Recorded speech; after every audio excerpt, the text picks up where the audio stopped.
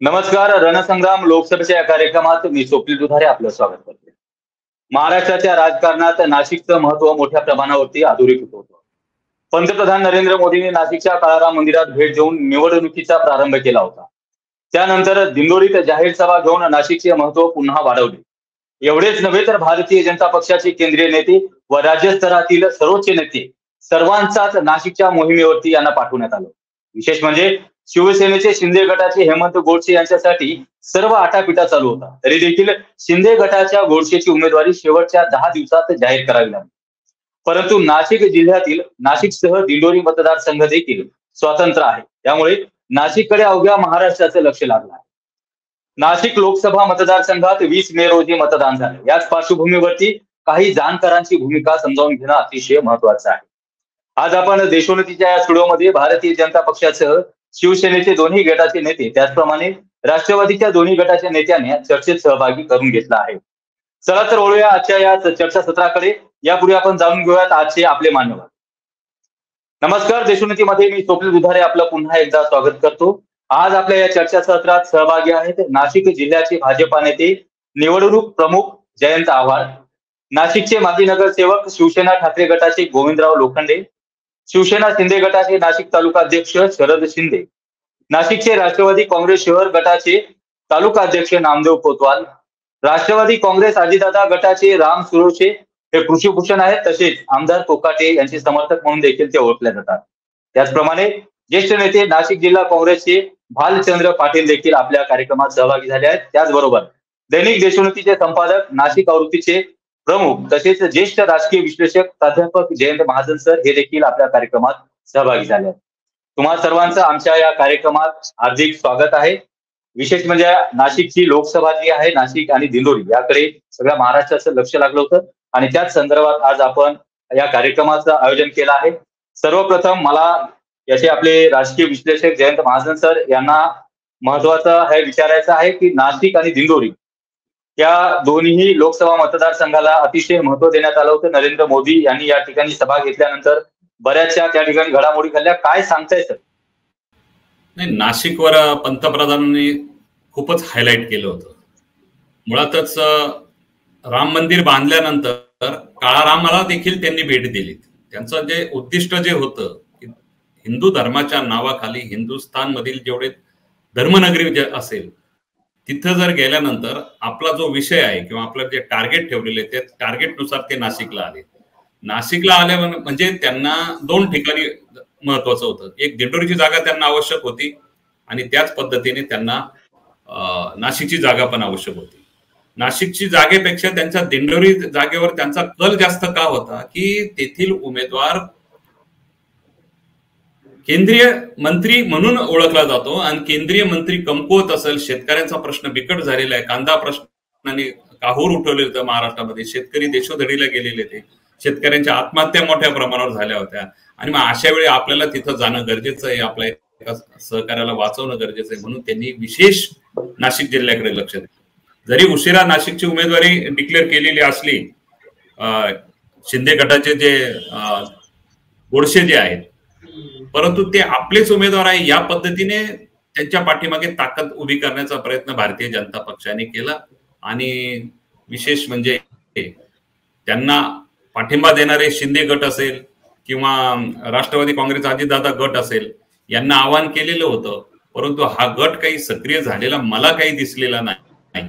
त्यांनी काही बेताल विधाने केली नाही, त्यांनी उमेदवाराला अडचणीत आणले नाही, पण कार्यकर्त्याची फौज मात्र बॅकफुटवरच गेलेली दिसून आलेली होती. अशा अवस्थेमध्ये संघर्ष मोठ्या प्रमाणावर केला गोडसेंनी. याला कारण गेल्या 10 वर्षापासून ते या क्षेत्राचे खासदार आहेत. खरं म्हणजे नाशिक जिल्ह्याचा एक इतिहास आहे, खासदार रिपीट होत नाही. एकदा निवडून आलेला खासदार दुसऱ्या निवडणुकीत पडतोच, परंतु त्यांनी इतिहास घडवला आणि ते 2दा निवडून आले. आता त्यांची ही 3री टर्म सुरू आहे. बघूया आता भविष्यामध्ये काय आहे आपल्याकडे. मला हाच प्रश्न भालचंद्र पाटील जे आहेत काँग्रेसचे नाशिक शहरांचे, त्यांना मला हा प्रश्न विचारायचा आहे. यावेळेस या ठिकाणी राजाभाऊ वाजे हे आपले महाविकास आघाडीचे उमेदवार होते, पण या ठिकाणी काँग्रेसने त्यांना कितपत पाठिंबा दिला, कितपत म्हणजे प्रचारासाठी सहकार्य केले ना, महत्वाचा मुद्दा आहे. भालचंद्र पाटील सर, माझा आवाज येतोय प्लीज? हा, नमस्कार. या निवडणुकीत केवळ राजाभाऊ वाजे एकटेच सामोरं गेले असं काही झालेलं नाहीये. एक महाविकास आघाडी म्हणून आम्ही सर्वच पक्ष हे त्यांच्याबरोबर शेवटच्या क्षणापर्यंत होतो. आमचे कार्यकर्ते काँग्रेसचे खास करून आणि उद्धव बाळासाहेब ठाकरे गट आणि शरद पवार गट, राष्ट्रवादी काँग्रेस या सर्वांची एक समन्वय समिती होती. वेगवेगळ्या सभा असतील, त्यानंतर बूथचं नियोजन असेल, यामध्ये आम्ही सर्वजण अंतस्ततः सहभागी होतो. काँग्रेस सेवा दल आणि काँग्रेसच्या वतीने आम्ही सुमारे 50 चौक सभा घेतल्या आणि या चौक सभांना सुद्धा केवळ काँग्रेसचेच नेते हजर राहायचे असे नाही, तर सर्वसामान्य मतदारांबरोबरच उद्धव बाळासाहेब ठाकरे गट सर्व नेते हे वर्जून उपस्थित राहत असत. अगदी म्हणजे तुम्ही तुमचा या ठिकाणी याच्यामध्ये प्रचारामध्ये तुमचा चांगल्यापैकी सहभाग होता हे दिसून येतं. आता आपल्यासोबत राम सुरसे देखील आहेत, अजित दादा पवार गटाचे हे आहेत, ऋषीभूषण आहेत, त्याचबरोबर आमदार कोकाटे यांचे समर्थक आहेत. काय सांगाल तुम्ही, राजकीय दृष्ट्या आपण आमदार कोकाटे यांचे समर्थक आहात, मग आपले सर्व कार्यकर्ते गोडसेंच्या प्रचारामध्ये सक्रिय होते का? ह्या निवडणुकीमध्ये पहिला मुद्दा कोकाटे साहेबांचा असा होता की त्यांची गोडसे साहेबांविषयी काही नाराजी होती. तर त्या नाराजीचे मुख्य कारण की गोडसे साहेब सिन्नर तालुक्याच्या जे आमदार कोकाटेंचे जे विरोधक आहे त्यांना बरोबर घेऊन कोकाटेंच्या भरपूर कामांमध्ये त्यांनी हस्तक्षेप केलेला होता. कोकाटेंची ज्या काही ड्रीम प्रोजेक्ट होते, जसा नदीजोड प्रकल्प असेल, त्या प्रकल्पाचा मोठ्या प्रमाणामध्ये पाठपुरावा माननीय माणिकराव कोकाटेंनी केला होता. त्यामध्येही गोडसे साहेबांनी हस्तक्षेप केलेला होता. असे काही विविध पैलू होते की त्या बाबतीत कुठेतरी माणिकराव कोकाटे हे नाराज होते गोडसेंविषयी. तर परंतु नंतर जेव्हा गोडसेंचे तिकीट फायनल झाले, त्यांनी उमेदवारी अर्ज भरला, त्यावेळेसही कोकाटे अनुपस्थित होते. त्याचा दूरगामी परिणाम तालुक्यातील मतदारांवरती होणार होता. त्यासाठी त्यांनी सीएमची मीटिंग केली. त्या मीटिंगमध्ये ज्या काही गोडसेंच्या तक्रारीचा पाडा होता तो त्यांनी तिथे माननीय एकनाथजी शिंदे साहेबांसमोर मांडला. त्यातून एक सकारात्मक तोडगा निघाला गेला व दादांचा जो काही सूचना होत्या की तुम्ही ह्या स्थानिक उमेदवाराला युती धर्म आपल्याला पाळावे लागेल, त्या दृष्टीने तुम्हाला मदत करावी लागेल. तिथून माननीय उमेदवार हेमंत गोडसे यांना पाठिंबा जाहीर केला, किंबहुना कार्यकर्त्यांना संदेश दिला की आपल्याला युती धर्म पाळायचा आहे, आपल्याला गोडसेंचा प्रचार करावा लागेल. तिथून पुढे तुम्ही पाळला खरं आहे अगदी, पण मला एवढं म्हणायचं आहे की अतिशय वेळ कमी होता प्रचारासाठी. तर काय म्हणजे याच्यामध्ये एवढ्या कमी दिवसामध्ये हा प्रचार असा झालाय का व्यवस्थित? त्यात तुम्ही होता, सगळे सोबत होतात, तर एवढ्या कमी वेळामध्ये प्रचार हा व्यवस्थित झालाय का, काय वाटतं? नक्कीच. हे बघा, कोकाटे साहेबांचं एक ठराविक यंत्रणा आहे. त्यांनी आदेश दिल्यानंतर एक तासामध्ये त्यांची यंत्रणा तालुक्यामध्ये कार्यरत होते. त्यांनी जे स्थानिक जवळचे कार्यकर्ते आहे त्यांना सर्वांना तळागाळातील सर्व कार्यकर्ता त्यांच्या शब्दाला हे करून त्या कामाला लागला. परंतु कुठेतरी राज्यात एक लाट आलेली होती. उमेदवार असल्या कारणाने माननीय राजाभाऊ वाजे हे सिन्नर तालुक्यातील उमेदवार असल्या कारणाने मतदार जो आहे तो कोकाटे समर्थक जरी असला तरी तो काही प्रमाणामध्ये वाजे कल दिसून.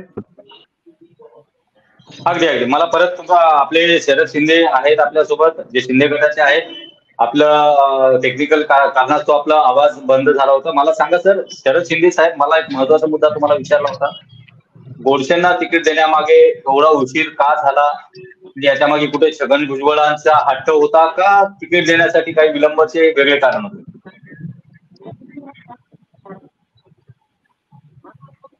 नाही, कारण स्पष्ट होतं की गोडसे साहेब हे शिंदे साहेबांच्या शिवसेनेचे असताना ते उबाटाच्या वाजेंना घेऊन सिन्नरमध्ये त्यांच्या उबाटाच्या पक्षाला बळ देण्याचं काम करत होते. त्यामुळे भाजप आणि शिवसेनेचे पदाधिकारी त्यांच्यावर नाराज होते आणि त्यांनी कधीही भाजप आणि शिवसेनेच्या पदाधिकाऱ्यांना सहकार्य केलं नाही, पक्षवाढीसाठी त्यांनी काम नाही केलं. म्हणून सर्व भाजप आणि शिवसेना पदाधिकारी त्यांच्यावरती नाराज असल्याने ही सर्व माहिती शिंदे साहेबांपर्यंत पोहोचवली गेल्यामुळे त्यांना उमेदवारी लेट झाली. बरं, आता मला तुम्हाला दुसरा एक प्रश्न विचारायचा. तुम्ही शिंदे गट आहात आणि ठाकरे गट, म्हणजे ऍक्च्युली याच्यामध्ये शिवसेना विरुद्ध शिवसेना अशी ही लढत होती, पण शिवसैनिक नक्की कुणासोबत होते? हो, शिवसैनिक हे शिंदे साहेबांसोबत होते, परंतु सिन्नरमध्ये वाजे गट आणि कोकटे गट हा मोठा प्रभाव आहे. सिन्नरमध्ये पक्षविरहित नेत्यांचं राजकारण, नेत्याचा गट असं राजकारण चालतं. त्यामुळे सिन्नरमध्ये वाजे गट आणि कोकटे गट हा पॉवरफुल आहेत आणि पक्ष म्हणून म्हणा तर शिंदे साहेबांबरोबर शिवसैनिक होते. कारण आज जे उभाटा आहे, उभाटामध्ये एकही शिवसैनिक नाही, वाजेंसह सर्व उपरे घेतलेले आहेत. नाही, आता तुम्हीच बोललात की वाजे आणि कोकटे हे दोन गट समर्थक आहेत इथे, म्हणजे काही विशेष नाही, पण दोन्ही गट आणि दोन्ही समर्थक असल्यामुळे याचा फटका कुठे ह्या निवडणुकीत बसेल असं वाटतं तुम्हाला? सिन्नर तालुक्यामध्ये वाजेंना जर जास्त मताधिक्य भेटलं तर कोकटे साहेबांची लोकप्रियता कमी झाली असा मेसेज जनतेमध्ये जाईल आणि त्यामुळे त्यांच्या राजकारणाला फटका बसू शकतो. नाही, म्हणजे या ठिकाणी वाशी विरुद्ध कोकाटे अशी ही लढत असताना, विशेष म्हणजे नाशिकच्या मतदारसंघामध्ये सगळ्यांचं लक्ष असतानाही या ठिकाणी दोन्ही नेते यांचे कट्टर समर्थक आहेत. शिवसैनिक तर आहेतच, पण नेत्यांचं खास प्राबल्य या ठिकाणी आहे. त्यामुळे या ठिकाणी कुणाकडे जनता कौल देते हे पाहणं देखील गरजेचं आहे. मी माझं जर तुमच्याकडे पुन्हा एकदा येतो, यामध्ये विशेष म्हणजे दिंडोरी लोकसभा मतदारसंघ या ठिकाणी माननीय पंतप्रधान नरेंद्र मोदी यांची सभा झाली, पण कांदा उत्पादक शेतकरी यांच्यावरती प्रचंड नाराज होते. बऱ्याचशा कांदा उत्पादक शेतकऱ्यांना त्यावेळी पोलिसांनी उचललं. असं असताना शेतकरी नेते पण आपल्या ह्या गटामध्ये आहेत. काय वाटतं की शेतकरी किंवा कांदा उत्पादक गट त्या ठिकाणी मोठ्या प्रमाणात आहे, यांचा कुठे भाजपाला किंवा महायुतीला फटका बसू शकतो? हो, निश्चितच फटका बसेल, परंतु ती काही फक्त नाशिकची परिस्थिती नाहीये. संपूर्ण देश पातळीवर शेतकरी भारतीय जनता पक्षावर नाराज आहे. परंतु त्याचा मतात काय परिणाम होईल वगैरे हे काय आता या क्षणाला मी सांगू शकत नाही. परंतु राज्य पातळीवर मात्र शेतकऱ्यांमध्ये असंतोष आहे आणि तो असंतोष मतपेटीतून व्यक्त होण्याची शक्यता मोठ्या प्रमाणावर दिसून येत आहे. याचा फटका म्हणजे तुमच्या बोलण्याचा अर्थ एकच आहे की याचा फटका महायुतीला बसू शकतो, बरोबर आहे? हो, महायुतीला बसणारच. आता तिथं आपल्या नाशिक दिंडोरीमध्ये भारतीय जनता पक्षाचा उमेदवार आहे, परंतु उद्या शिंदे गटाचा उमेदवार असेल किंवा अजितदादा गटाचा उमेदवार असेल, महाराष्ट्रातील प्रत्येक मतदारसंघात शेतकरी हा महायुती बरोबर नाही. नेते गेले तरी कार्यकर्ते पण जायला तयार नाही आणि शेतकरी तर फार दूर अंतरावर राहिलेला आहे. आणि हा शेतकरी फक्त महाराष्ट्रापुरताच नाही, संपूर्ण देशात कृषीच्या संदर्भात केंद्र सरकारची जी धोरणं आहे ही गेल्या 5 वर्षापासून अजिबात अनुकूल नाहीये. शेतकरी देशोधडीला गेलेले, महाराष्ट्रातील शेतकऱ्यांनीच आत्महत्या केल्या असे नव्हे, देश पातळीवर आत्महत्यांचं प्रमाण मोठ्या प्रमाणावर वाढलेलं आहे. आणि असं असताना देखील फक्त हिंदू आणि मुस्लिम असंच विषय घेऊन जर पंतप्रधानांसह त्यांचं सगळं मंत्रिमंडळ किंवा पक्ष पुढे येत असेल तर ही राजकारणाची एक शोकांतिका म्हणावी लागेल. ओके, या ठिकाणी शरद पवार गटाचे नामदेव कोतवाल सर आपल्यासोबत आहेत. ते तालुका अध्यक्ष आहेत राष्ट्रवादीचे. नामदेव कोतवालजी नमस्कार, या कार्यक्रमात तुमचं स्वागत आहे. काय वाटतं नाशिक आणि दिंडोरी लोकसभा मतदारसंघात, कारण विशेष म्हणजे दिंडोरी लोकसभा मतदारसंघामध्ये शरद पवार गटांचे जे उमेदवार दिले आहेत ते अतिशय विचार करून देण्यात आलेला उमेदवार मानला जातो. काय वाटतं तुम्हाला? नाशिक आणि दिंडोरी लोकसभा मतदारसंघामधील जे उमेदवार दिलेले आहेत त्या उमेदवारांमध्ये प्रामुख्याने भास्करराव भगरे सर यांना उमेदवारी दिलेली आहेत आणि नाशिक लोकसभा मतदारसंघामध्ये राजाभाऊ वाजेंना उमेदवारी दिलेली आहेत. हे दोन्ही उमेदवार हे ग्राउंड रियालिटीमध्ये जनतेशी संपर्कात असलेले उमेदवार आहेत. आणि विशेष म्हणजे हे उमेदवार अतिशय प्रतिकूल परिस्थितीतून राजकारणामध्ये उभे राहिलेले उमेदवार आहेत आणि सर्वसामान्य लोकांशी, दलितांच्या कुटुंबाशी, शेतकरी आणि शेतमजुरांच्या कुटुंबाशी यांची नाळ जी आहे ती अतिशय घट्ट असल्यामुळे या दोन्ही उमेदवार, हे नाशिक लोकसभेचे उमेदवार आणि दिंडोरी लोकसभेचे उमेदवार, हे निर्विवादपणाने या दोन्ही मतदारसंघामध्ये विजयी होतील याबद्दल मात्र कुठलीही शंका असण्याचं कारण नाही. कारण पवार साहेबांनी जी उमेदवारी दिलेली आहे ती उमेदवारी देत असताना असलेला प्रभावी जनसंपर्क आणि स्वच्छ प्रतिमा आणि विशेष म्हणजे इलेक्टिव्ह मेरिटच्या मुद्द्यावर ही पवार साहेबांनी आणि राष्ट्रवादी काँग्रेस पक्षाच्या प्रमुख नेत्यांनी ही उमेदवारी या दोन्ही स्थानिक भूमिपुत्रांना बहाल केलेली आहे. त्यामुळे त्यांच्या विजयामध्ये फार अडसर असेल असं या ठिकाणी मला तरी वाटत नाही. नाही, पण त्या ठिकाणी ज्या डॉक्टर भारती आहेत, ज्या या पूर्वीच्या खासदार आहेत, विशेष म्हणजे सत्तेमध्ये जे असतात जनता त्यांच्याकडून असतं. काय वाटतं, तुमचे जे नवीन उमेदवार आहेत यांचा या ठिकाणी तग लागू शकेल का? निश्चितपणाने केंद्र सरकारच्या ज्या आजपर्यंतच्या शेतकरी विरोधी धोरणाबद्दल ग्रामीण भागामध्ये जो असंतोष आहे, ग्रामीण भागामध्ये शेतीच्या मालाला भाव नसणं आणि विशेष म्हणजे शेतीच्या ज्या उत्पन्नावर जे आधारित उत्पन्न खर्च आहेत, उत्पन्न खर्च अधिक 1.5 पट नफा हे आश्वासन मोदी सरकारने दिलेलं होतं. त्या आश्वासनाची कुठलीही पूर्तता केंद्र सरकारने म्हणजे पर्यायाने मोदी सरकारने केलेली नाही. त्यामुळे शेतकऱ्यांमध्ये प्रचंड असंतोष, आक्रोश आणि चीड ही विद्यमान केंद्र सरकारच्या नेतृत्वाबद्दल आहे. म्हणजे एका बाजूला MS स्वामीनाथन यांना भारतरत्न पुरस्कार केंद्र सरकारने दिला गेलेला आहे आणि हा पुरस्कार देत असताना MS स्वामीनाथन यांनी ज्या शिफारशी सुचवलेल्या होत्या त्यामध्ये उत्पन्न खर्च अधिक 1.5 पट नफा, त्या घोषणेची किंबहुना त्या शिफारशीची अंमलबजावणी ही केंद्र सरकारने केलेली नाही. म्हणजे तुम्हाला स्वामीनाथन यांना भारतरत्न पुरस्कार दिलेला चालतो, पण स्वामीनाथन यांनी सुचवलेल्या शिफारशी चालत नाहीत. त्यामुळे केंद्र सरकारच्या बद्दल, शेतकऱ्यांबद्दल, शेतमजुरांबद्दल आणि विशेष म्हणजे बेरोजगार युवकांबद्दल प्रचंड अशी चीड ही प्रस्थापित नेतृत्वाच्या मनामध्ये आहेत. हे मात्र या ठिकाणी अधोरेखित केल्याशिवाय राहत नाही. नाही, मला एक सगळ्यात महत्वाचा प्रश्न हा विचारायचा आहे की सध्या जे आता नरेंद्र मोदी यांची दिंडोरीमध्ये सभा झाली, या सभेमध्ये कांदा उत्पादक शेतकरी हा संतप्त होता, त्याचा फटका या निवडणुकीमध्ये बसलाय का? काय वाटतं? त्यांना नोट्स वगैरे दाखवा ना मॅडम. हो मॅडम, नोट्स वगैरे सगळं दाखवा ना. निश्चितपणाने देशाच्या प्रधानमंत्र्यांची सभा ही त्या ठिकाणी झाली पिंपळगाव बसवंतला आणि पिंपळगाव बसवंत मधील शेतकऱ्यांनी त्या ठिकाणी नरेंद्र मोदींच्या सभेमध्ये त्यांना जाब विचारण्यासाठी एक स्पष्ट आणि परखड अशी भूमिका घेतलेली होती. परंतु स्थानिक प्रशासनाने आणि पोलिसांनी त्यांना मोदी साहेबांना पर्यंत पोहोचून न देण्याचं काम हे तिथल्या पोलिसांनी केलं. एक प्रकारे शेतकऱ्यांचा आवाज दाबण्याचं काम हे तिथल्या स्थानिक पोलिसांनी केलं आणि हे करत असताना एक प्रकारे अभिव्यक्ती स्वातंत्र्याची मुस्कटदाबी ही प्रशासनाच्या माध्यमातून केंद्र सरकारने केलेली आहे. निव्वळ मोदींचंच नव्हे तर यापूर्वी देखील देशाचे जाणते नेते शरद पवार साहेबांना देखील कळवणच्या एका सभेमध्ये कांदा उत्पादक शेतकऱ्यांनी त्यावेळेस कांद्याचे पडलेले भाव लक्षात घेता पवार साहेबांच्या सभेत देखील कांदा उत्पादक शेतकऱ्यांनी कांदे फेकून शरद पवार साहेबांना जाब विचारलेला होता.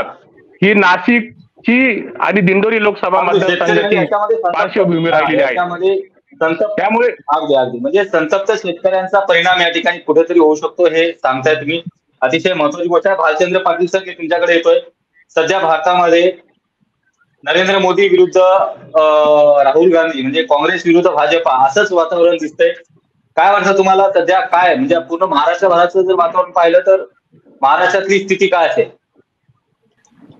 महाराष्ट्रात किंवा पूर्ण देशामध्ये जर आपण पाहिलं तर महाराष्ट्रात खास करून महाविकास आघाडीच्या बाजूने जास्त जनमत झुकलेलं दिसतंय.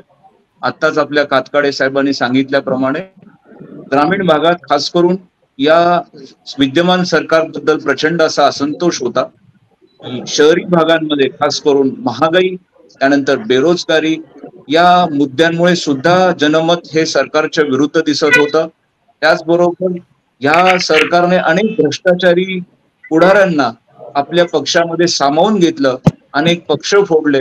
त्यामुळे साहजिकच या लोकांमध्ये याबद्दल एक विरोधी असं मत होतं आणि याचा परिणाम हा आपल्याला येत्या 4 जूनला दिसणार आहे. साधारण अगदी तुमच्या ह्या प्रश्नाला धरून शरद शिंदे गटाची शरद शिंदे यांच्याकडे मला एवढं जायचं, जो तुम्ही प्रश्न सांगितलाय पक्षफुटीचा राजकारणामुळे लोक कुठेतरी वैतागलेले आहेत. शरद शिंदेजी मला सांगा, शरद शिंदेजी माझा आवाज पोहोचतोय, मला एक प्रश्नाचं उत्तर द्या की सध्या लोकसभा मतदारसंघामध्ये ज्या पूर्ण महाराष्ट्रात जे वातावरण होतं ते पक्षफुटीमुळे देशाचं लक्ष इथे लागलं होतं, काय वाटतं शिंदे गटाला याचा फटका बसेल का? शरद शिंदेजी. सर, उबाटा आणि शिंदे गट या दोन्हींनाही फटका बसू शकतो, परंतु आजही 60% मतदार हे पंतप्रधान मोदी साहेबांनाच पंतप्रधान म्हणून बघू इच्छितात.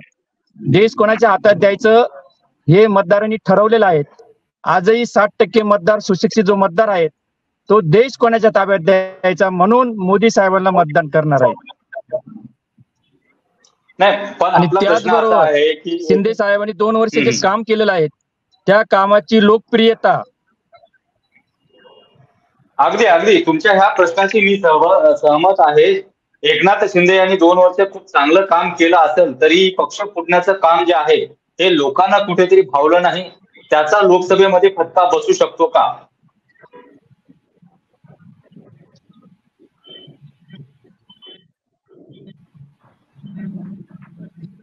पण फटका सर उबाटाला पण बसू शकतो आणि शिंदे गटाला आणि राष्ट्रवादीच्या दोन्ही पक्षांना पण बसू शकतो.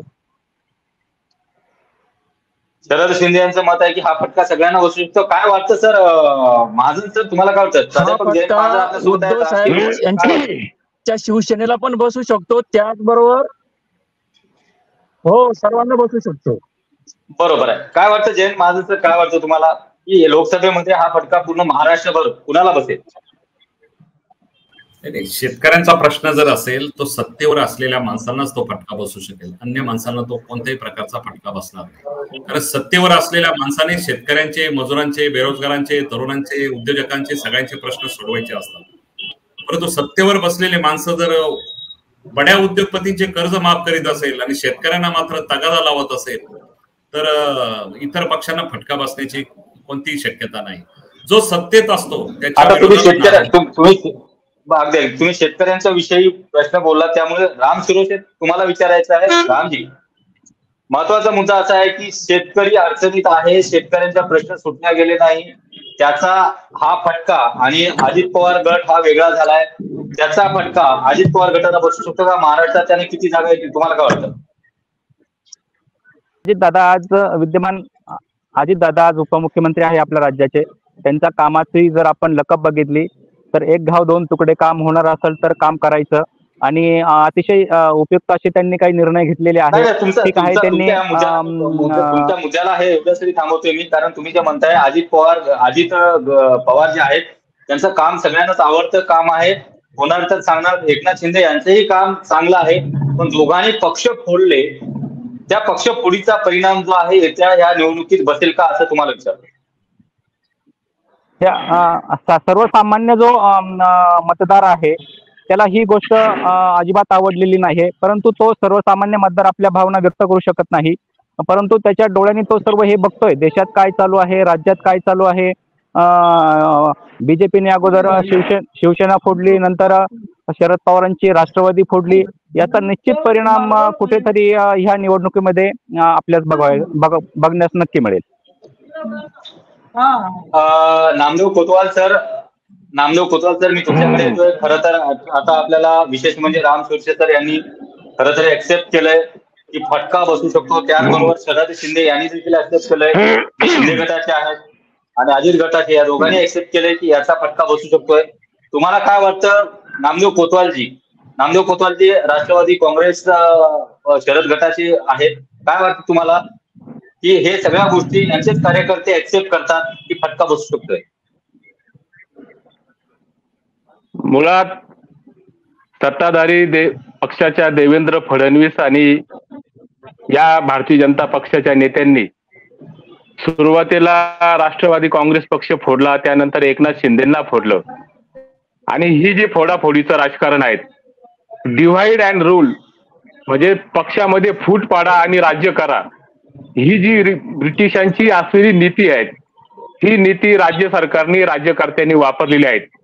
मुळात भारतीय जनता पक्ष हा देशभरामध्ये नव्हे तर पूर्ण जगामध्ये अव्वल नंबरचा पक्ष म्हणून त्याची गणना केली जाते. तो पक्षाचे प्राथमिक सदस्य जे आहेत ते प्राथमिक सदस्य अन्य कुठल्याही पक्षामध्ये नाहीत.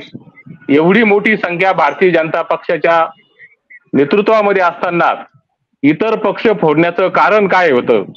आणि हे पक्ष फोडत असताना कुठल्याही सामान्य माणसाला, रस्त्यावरच्या माणसाला देवेंद्र फडणवीस आणि भारतीय जनता पक्षाच्या शीर्षस्थ नेतृत्वाने जे फोडाफोडीचं आणि जे फंदफितुरीचं राजकारण केलेलं आहे ते मुळीच रुसलेलं दिसत नाहीत. आणि सामान्य माणसांच्या मनामध्ये एक असा अदृश्य स्वरूपात जो आक्रोश आहे, तो आक्रोश मात्र या ठिकाणी मतदानाच्या रूपाने त्यांनी परवाच्या मतपेटीतून व्यक्त केलेला आहे. मुळात ही जी फोडाफोडी आहेत, ही फोडाफोडी कुठल्याही महाराष्ट्रीयन माणसाला, कुठल्याही सामान्य माणसाला आवडलेली नाहीत. त्यामुळे त्याचा फटका हा 100% हा भारतीय जनता पक्षाच्या नेतृत्वाला पर्यायाने. अगदी नामदेवजी, तुम्ही जे म्हणताय अतिशय महत्वाचा मुद्दा आहे की याचा फटका बसू शकतोय. खरं तर देशोन्नतीच्या माध्यमातून मला देखील हेच सांगायचं आहे की निवडणुकीचा निकाल 4 तारखेला लागणार आहे. विशेष म्हणजे 4 तारखेला निकाल लागल्यानंतर आता सध्या राष्ट्रवादी शरद पवार गटाकडे जास्त उमेदवार आहेत, तर अजित पवार गटाकडे केवळ 4 उमेदवार होते. शिंदे गटाकडे 15 असताना उद्धव ठाकरे गटाकडे जास्त उमेदवार होते. अशी परिस्थिती असताना कुणाचे उमेदवार निवडून किती येतील याच्यानंतरच जनता शिवसेना खरी कुणाची आणि खरा राष्ट्रवादी पक्ष कुणाचा हे जनताच ठरवेल आणि जनताच कोल दाखवू शकतो. जयंत महाजन सर, मी तुमच्याकडे बोलतोय की आता आपण निकाल केवळ काही दिवसावरती येऊन ठेपला आहे. काय वाटतं, नाशिकमध्ये महाविकास आघाडीची सीट येणार का महायुतीची सीट येणार, काय वाटतं तुम्हाला? आपण या निवडणुकीच्या दृष्टिकोनातून तटस्थतेने जे पाहणी केलेली आहे किंवा आपले प्रतिनिधी नाशिक आणि दिंडोरीमध्ये फिरत होते त्यांच्याकडून मिळालेला जो फीडबॅक आहे, त्या फीडबॅकच्या आधारावर ज्यावेळेस लक्षात येतं की महाविकास आघाडीचं पारडं अत्यंत जड आहे. परंतु भारतीय जनता पक्षाचे काही नगरसेवक, आमदार यांच्याशी माझी चर्चा झाल्यानंतर त्यांनी सांगितलंय की कोणत्या भागात कसं मतदान झालं, किती टक्के मतदान झालं, आणि त्यांनी मात्र आत्मविश्वासाने सांगितले की कोणत्याही परिस्थितीमध्ये आमचे दोन्ही उमेदवार निवडून येतील, भारतीय जनता पक्षाचे आणि शिंदे गटाचे. परंतु वस्तुस्थिती अशी आहे की तुम्ही बघा अनेक ठिकाणी जर डिबेटला जर आपण अनेक चॅनल्समध्ये वाहिन्यांवर पाहतो, डिबेटमध्ये समर्पक अशी उत्तर देण्यास भारतीय जनता पक्षाचे कार्यकर्ते किंवा नेते कमी पडत आहेत.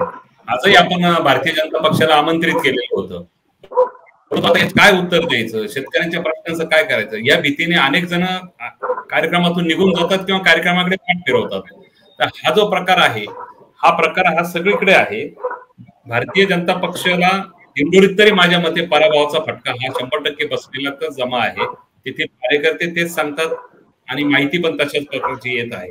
आणि नाशिक जर म्हणाल तरी काट्याची लढत असल्याचं भारतीय जनता पक्षाचे नेते कार्यकर्ते कळवतात, पण ग्राउंड पातळीवर अगदी स्थानिक छोट्या मोठ्या कार्यकर्त्यांना विचारल्यानंतर त्यांच्या दृष्टीने भाऊ वाजे हे निवडून आल्यातच जमा आहे असे ते आत्मविश्वासाने सांगतात आणि तशा पद्धतीची लाड देखील दिसून आलेली आहे. स्वप्नील. ओके, अतिशय महत्वाचा मुद्दा आहे की या ठिकाणी आपण पाहतोय की आपण या कार्यक्रमाच्या समाप्तीकडे जाण्यापूर्वी आपल्या कार्यक्रमात सहभागी झालेले कोतवाल सर असो, भालचंद्र पाटील सर असो, त्याच्यानंतर राम सुरेश होते, शरद शिंदे होते, या सगळ्यांचं मी पुन्हा एकदा आभार व्यक्त करतो. पण जाण्यापूर्वी एकच सांगतोय की आपण ह्या चर्चासत्रामधून महाविकास आघाडीचं पारडं नाशिकमध्ये जड असल्याचं या ठिकाणी निष्पन्न झालं. आणि विशेष या कार्यक्रमाच्या माध्यमातून शिंदे गटाचे उमेदवार जे आहेत शरद शिंदे आणि राम सुरशे, अजित पवार गटाचे या ठिकाणी उमेदवार आपल्या चर्चेमध्ये सहभागी झाले होते. यांनी देखील ऍक्सेप्ट केलंय की या ठिकाणी ज्या पक्षफुटीचा फटका बसू शकतोय, म्हणजे कुठेतरी भाजपा असो अथवा महायुती असो यांना ही गोष्ट माहिती आहे की या निवडणुकीमध्ये आम्हाला फटका बसू शकतो. हेच या ठिकाणी निष्पन्न होतं. आपल्या कार्यक्रमात तुम्ही सहभागी झाले त्याबद्दल तुमच्या सर्वांचं पुन्हा एकदा मनपूर्वक स्वागत. आणि देशोन्नतीच्या माध्यमातून सातत्यानं येत्या 4 तारखेपर्यंत या कार्यक्रमाचं आयोजन करण्यात येतं. येत्या 4 तारखेचा निकाल देखील देशोन्नतीच्या माध्यमातून दिवसभर हा लाईव्ह असणार आहे. कुठला उमेदवार कुठल्या ठिकाणी निवडून आला हे आम्ही थेट देशोन्नतीच्या माध्यमातून दाखवणार आहोत. त्यामुळे आजच आमचं चॅनल सबस्क्राईब करा आणि बेल आयकॉनला क्लिक करा. या कार्यक्रमात सहभागी झाल्याबद्दल पुन्हा एकदा सर्वांचं मनपूर्वक आभार आणि धन्यवाद. थँक्यू. ठळक घडामोडींसाठी देशोन्नती न्यूज चॅनलला सबस्क्राईब करा आणि बेल आयकॉन प्रेस करा. मुंबई, पुणे, नागपूर, मराठवाडा असो का विदर्भ, राजकीय, सामाजिक, शैक्षणिक क्षेत्र असो का क्रीडा, सर्वच घडामोडीचे विश्लेषण पाहायला विसरू नका. फक्त देशोन्नती न्यूजवर.